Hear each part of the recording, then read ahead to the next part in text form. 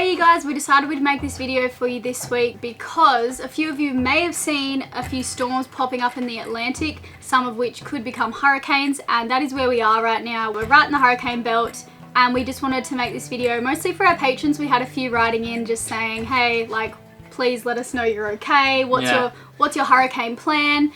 We just thought that we owed it to you guys to make this video and discuss our hurricane plan and a bit about hurricanes as well. This is going to be mostly Riley talking because he's been the weatherman studying this kind of stuff and I've been studying other things. I'm just going to talk a little bit about what these things are before I start discussing our plan. For the purposes of this video, I'll be discussing the Northern Hemisphere because that's where we are, and just so that everyone knows, the generic scientific term for all of these things is a tropical cyclone. To keep things very, very simple, you need two ingredients for a tropical cyclone to occur, that being warm water and wind. Classic example of that is the warm water just outside of Cape Verde and the trade winds coming across and interacting with a whole bunch of other different things, which I'm not going to go into details here, but I will put some links to some websites below where I've learnt a lot more about it. So that's what's happening this time of year. Come September, it was funny, September 1 we looked at the weather and then you could see there was a hurricane off the coast of, well, there was a storm off the coast of Africa, there's one further up north, and we just couldn't believe, because everyone says September and October are the worst months for the hurricanes or tropical cyclones. And yeah, so anyway, this has been our life for the past few days, just like trying to figure out what we're going to do here. So there are two things which are like pre-tropical cyclone. One is a subtropical depression and the other is a tropical storm. Categorized basically by the different wind strengths that they produce. One being below 33 knots, the other being above that but not to a hurricane, which is, depending on where you look, 96 knots or 100 knots, and then that's there's a also hurricane? that's a hurricane, and that's also when they get named. But there's a bit of discrepancy amongst the literature, which I've been exploring in great depth. Making our way up the Saffir-Simpson hurricane scale, you've got category 1 through 5. 1 is, I guess we'll call it a tame hurricane. Anything maximum wind speed up to 100 knots, and your category 5 is catastrophic destruction will ensue. Hurricane Irma, yeah. So whilst I've been ferreting through this stuff, the NOAA website and a couple of books that we've got on board, I've tried to think about our specific situation and come up with some key points that I can tell you guys, which has sort of guided my thinking and left me happy to stay in the area. Yeah, because we were originally going to go up to New York, but that's the default setting. Everyone vacates the area. In the correspondence I've had with Outremer, in particular Mathieu, and... Hey Mathieu! Is that sand? It's from my mushroom coffee, it's fine. Anyway, the key points which I've written down here. I'll just read you a little extract that I've got here from the synopsis on Irma. This is off the NOAA website. Although Irma was a very intense hurricane when approaching Barbuda, the inner core was quite compact, with hurricane force winds estimated to extend no more than 5 nautical miles from the centre. So Irma being the most catastrophic, or what was Irma? Caused widespread devastation across the affected areas and was one of the strongest and costliest hurricanes on record in the Atlantic basin. So using Irma as the worst case scenario, from the eye of the storm you're going to have the strongest winds, and then as you go further and further out it's going to be less.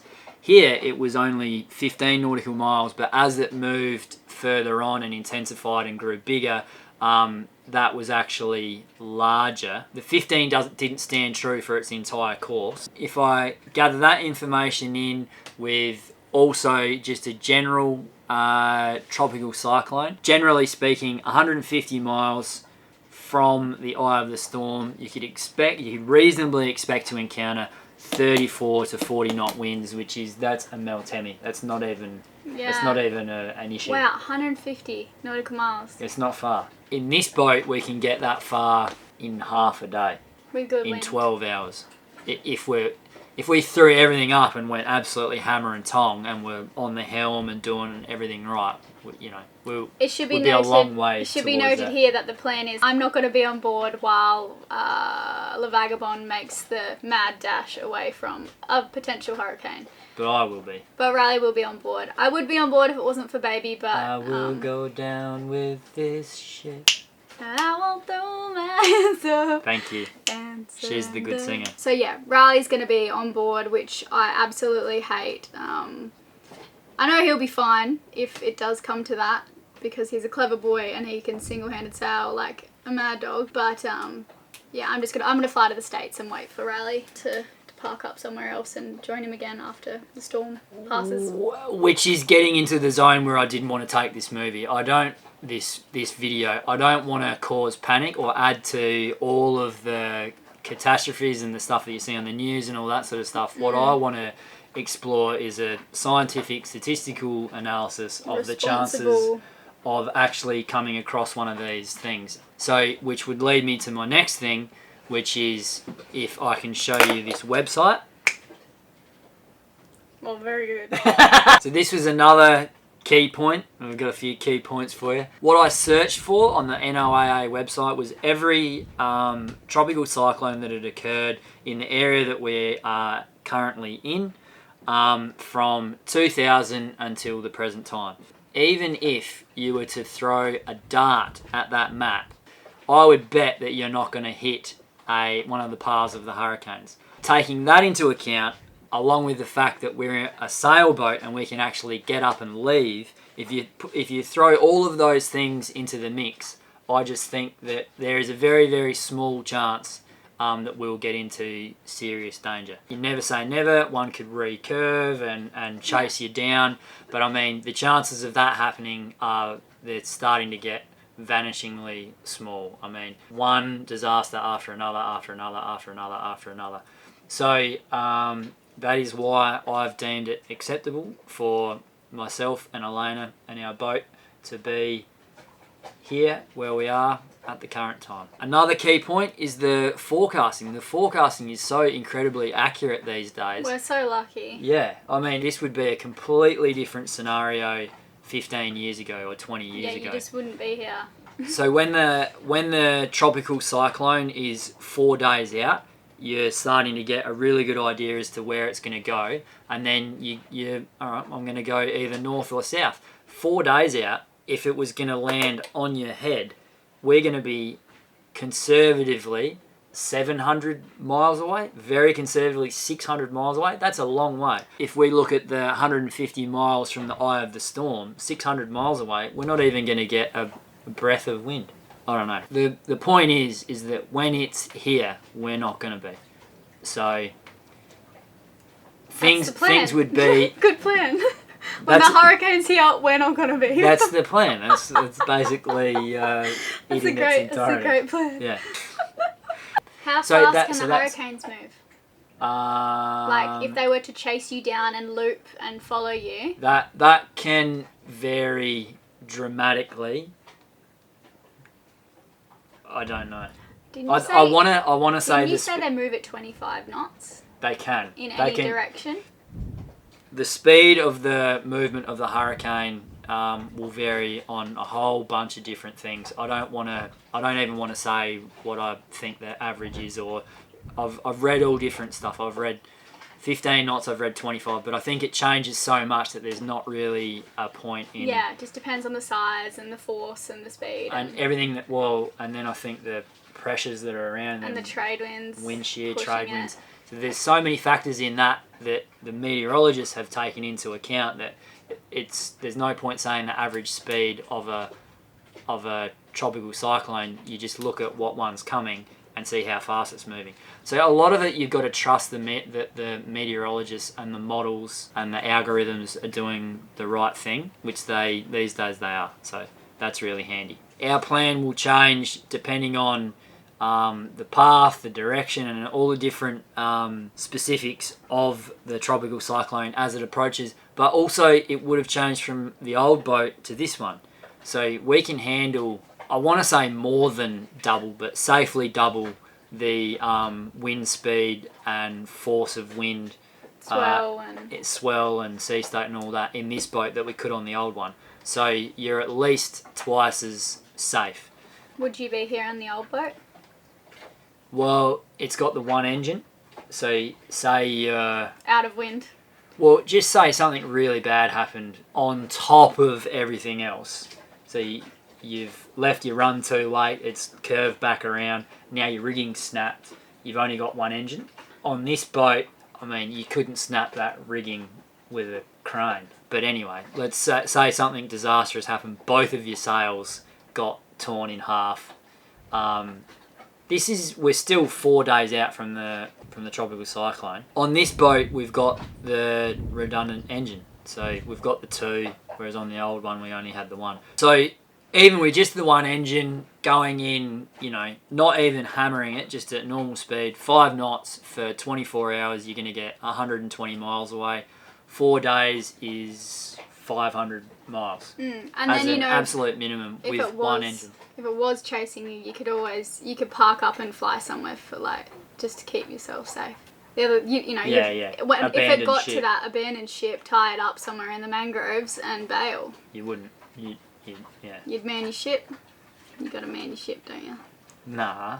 No. I do love this boat. That's it. That's the thought process behind it. Now, I think I probably should have mentioned this earlier, but I'm not a meteorologist. Like I said, I'm trying to put my faith in them. I've got a few books on board, the NOAA website, and I'd like to ask you guys, what do you think? Is it a disaster? Have I missed something obvious?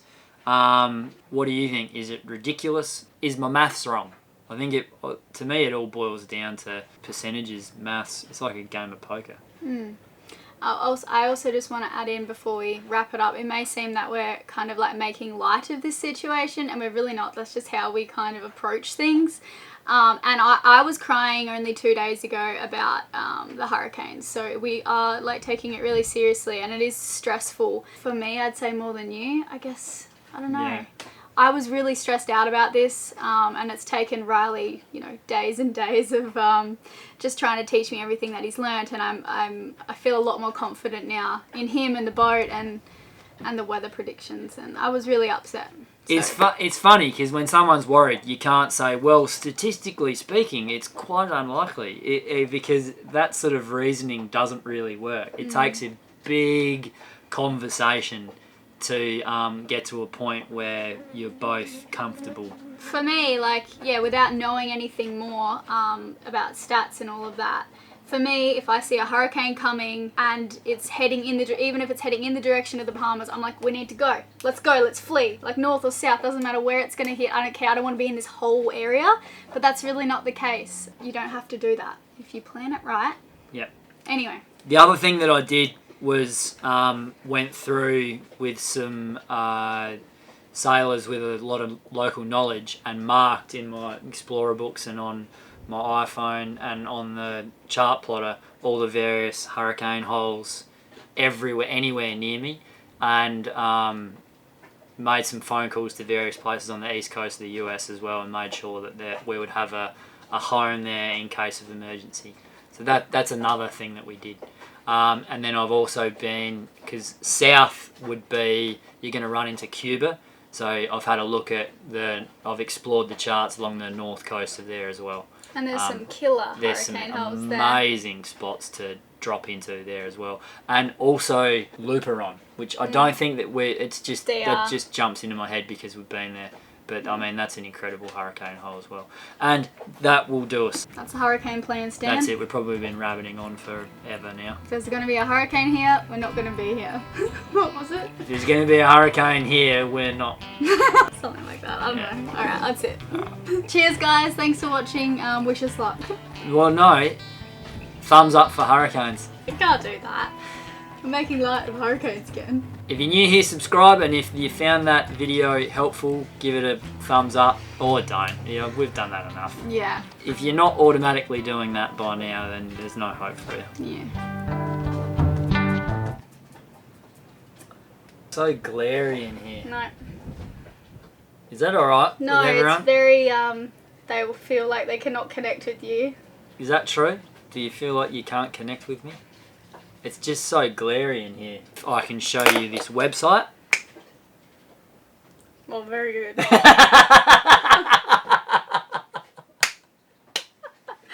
Jeez, you excited about that one, aren't you? These are all the hurricanes. These are all the Look at my magic trick, Elayna. Very Some good. pretty wizard editing skills you've got there, Riley.